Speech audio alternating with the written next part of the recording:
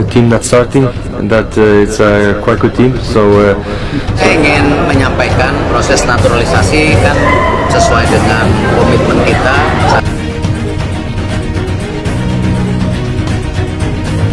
Erling Haaland secara terbuka mengakui kesalahan besar yang dilakukan dirinya dan sejumlah pemain senior Manchester City, usai kekalahan menyakitkan dari Bodo Glimt di ajang Liga Champions.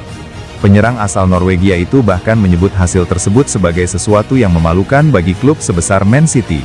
Manchester City bertandang ke Stadion Aspmyra, Norwegia pada Rabu dini hari dengan status unggulan kuat.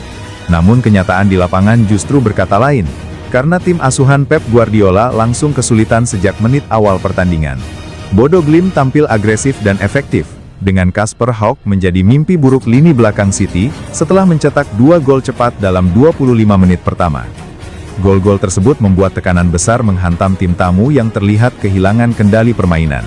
Petaka City berlanjut ketika Jens Peter Hauck menambah keunggulan tuan rumah sebelum jeda babak pertama. Situasi semakin runyam setelah Rodri diganjar kartu merah. Tak lama usai Ryan Cherki mencetak satu-satunya gol hiburan bagi The Citizens dalam kekalahan 3-1 tersebut.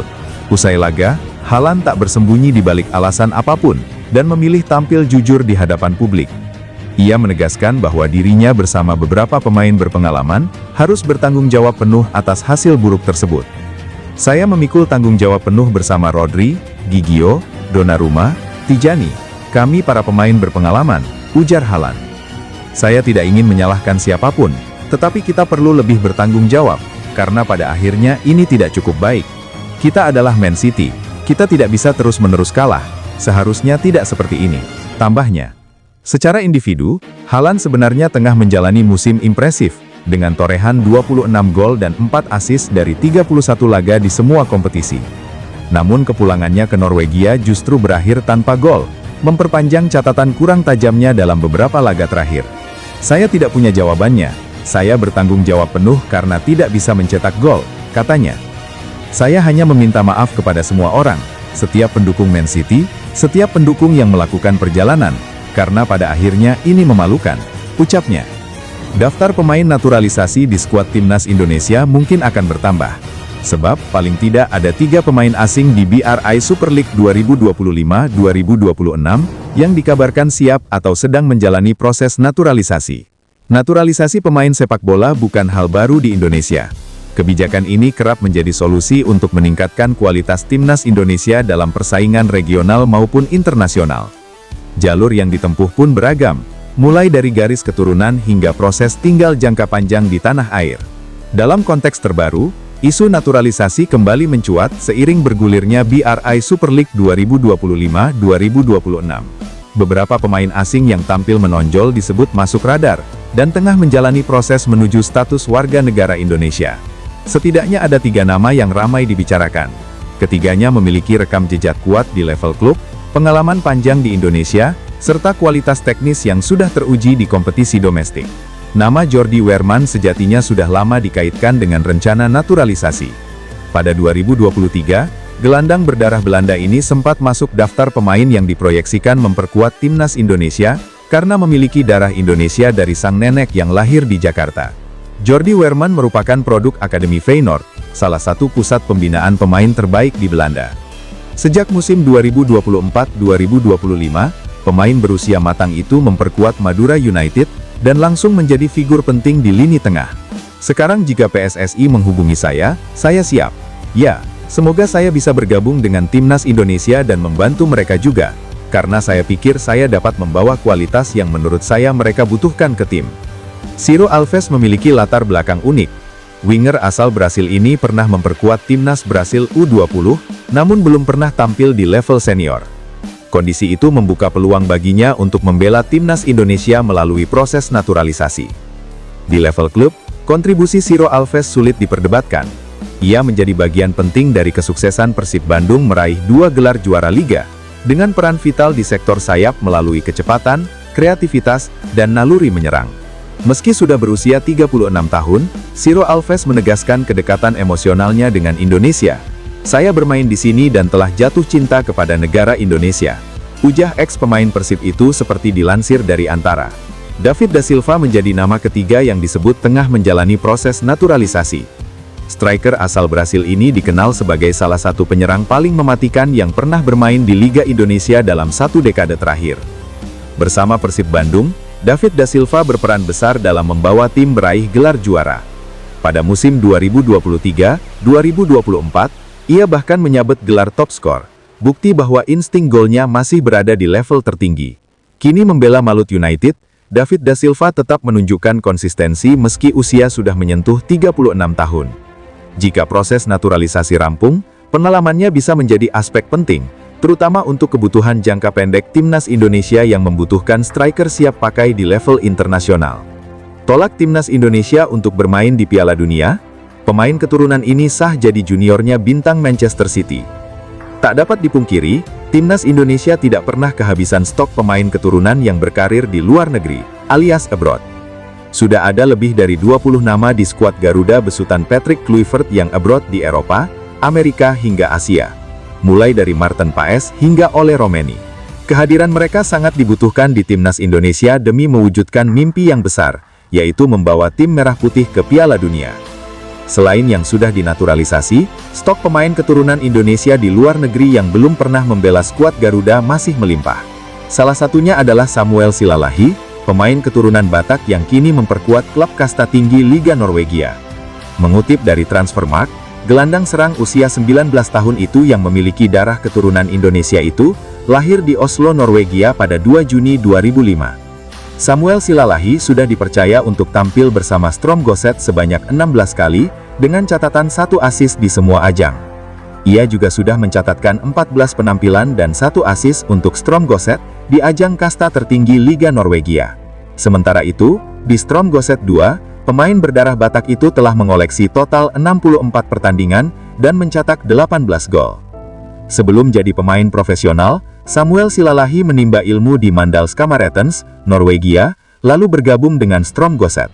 Pemain keturunan Indonesia tersebut resmi menandatangani kontrak profesionalnya bersama Strømsgodset pada Oktober 2023. Belakangan ini, attacking midfield berusia 19 tahun itu, resmi mendapat panggilan dari Timnas Norwegia U20.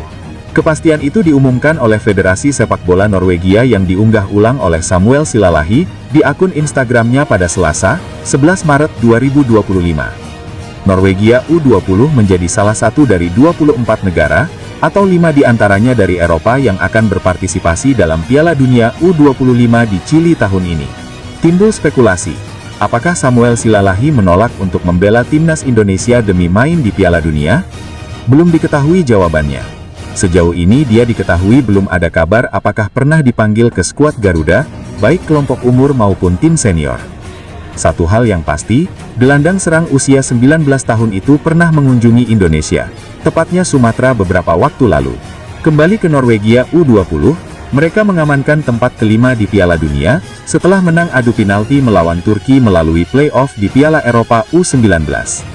Berkat kemenangan itu, Norwegia U20 akan mewakili Eropa, bersama dengan Spanyol, Perancis, Italia, dan Ukraina di Piala Dunia U25 tahun ini. Baru-baru ini, Norwegia U20 melakukan persiapan untuk Piala Dunia, yang dimulai dengan pertandingan melawan Portugal dan Chili musim lalu. Erling Haaland akhir-akhir ini menjadi perhatian di media sosial. Hal ini terjadi setelah Manchester City mengalami kekalahan 1-5 dari Arsenal, di mana selebrasi khas Erling Haaland ditiru oleh pemain muda Man City, Miles Lewis Kelly. Hubungan antara Erling Haaland dan Lewis Kelly telah memanas sejak paruh pertama Premier League 2024-2025, di mana pada satu kesempatan, Erling Haaland dengan nada mengejek bertanya kepada pemain berusia 18 tahun itu, "Siapa kamu?" tepat di hadapannya. Peristiwa yang terjadi di Inggris ini kemudian viral di Indonesia. Di kalangan pengguna media sosial di tanah air, muncul berbagai meme dan video yang menampilkan sosok pria yang mirip dengan Erling Haaland. Fenomena ini menimbulkan pertanyaan di kalangan netizen. Apakah mungkin Erling Haaland memiliki darah atau keturunan Indonesia?